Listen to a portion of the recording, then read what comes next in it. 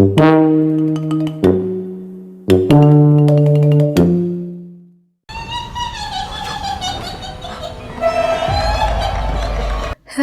di sini saya akan menceritakan alur cerita dari sebuah cerita pendek berjudul Ngaheot. Pada sore hari menjelang maghrib, sepasang kakak beradik sedang bermain congklak di teras rumah. Kakak beradik itu bernama Raina dan Reno. Tak lama nenek mereka pun pulang dari ladang dan bertanya, mengapa mereka tidak segera masuk rumah karena pamali, apalagi saat maghrib. Reno tidak percaya dengan hal yang seperti itu.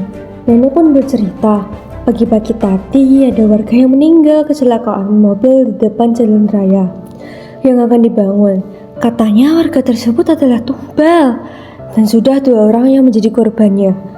Katanya juga orang mereka bergentayangan. Raina yang mendengarnya jadi takut dan tahu mengapa sekitar rumah mereka menjadi sepi. Namun Reno justru merasa tidak takut. Reno, mau dijaga. Nggak boleh tak kabur kamu, Istighfar. Iya, maaf. Kemudian tak disangka nenek membawa burung bersama sangkarnya yang ia tangkap dari kebun untuk cucunya Reno. Reno yang memang menyukai burung pun berterima kasih pada nenek. Reno terus bersiul dan hal itu ditegur oleh Raina karena pamali. Raina dan nenek pun masuk ke rumah. Tiba-tiba saat Reno sedang asyik ngaheot atau bersiul dalam bahasa Sunda, ada yang tiba-tiba berbisik. Reno pun ketakutan dan masuk ke rumah. Di dalam rumah saat Raina mengajak Reno sholat, ada yang mengetuk pintu. Saat mereka buka pintu, keduanya kaget karena ternyata si neneklah pelakunya. Nenek mengaku habis dari kebun.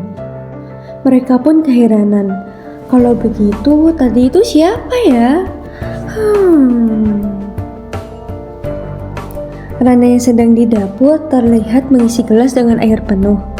Sesaat ia mendengar sebuah suara. Saat ia berbalik, air di gelas tersebut menjadi berkurang. Dan alangkah terkejutnya saat ia kembali menuang air dari teko, airnya berubah menjadi darah. Hal yang serupa terjadi kepada Reno. Saat di kamar mandi, ia mendengar suara orang sedang bersiul. Tak lama, air bak juga berubah menjadi darah, dan secara sekejap darahnya pun hilang. Saat Reno kembali ke kamarnya, tiba-tiba lampunya mati disertai suara cekikikan seseorang.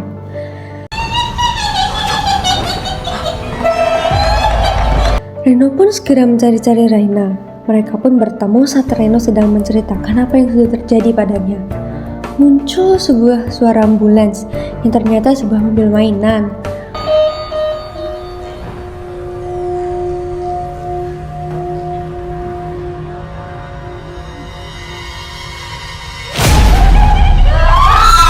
Ternyata itu semua hanyalah mimpi Reno. Reno sedang asik bersiul dan nenek membuka pintu dan menegurnya. Reno lagi-lagi mengelak. Setelah itu nenek izin pamit untuk tahlilan ke tetangga. Terlihat Reno sedang ke halaman belakang sambil membawa sangkar burung. Reno merasa aneh dengan sangkar di sebelahnya. Sesaat ia membuka penutup sangkar tersebut. Film ini mempunyai jalan cerita yang menarik dan menegangkan. Penyampaian alur yang dikemas apik juga makna yang mengajarkan kita bahwa tidak boleh acuh terhadap sebuah larangan, karena segala perbuatan akan memiliki konsekuensinya sendiri. Dari segi akting serta sinematografi seakan membawa kita seperti menonton film layar lebar, dengan nuansa horornya yang pas padahal ini hanyalah sebuah film pendek.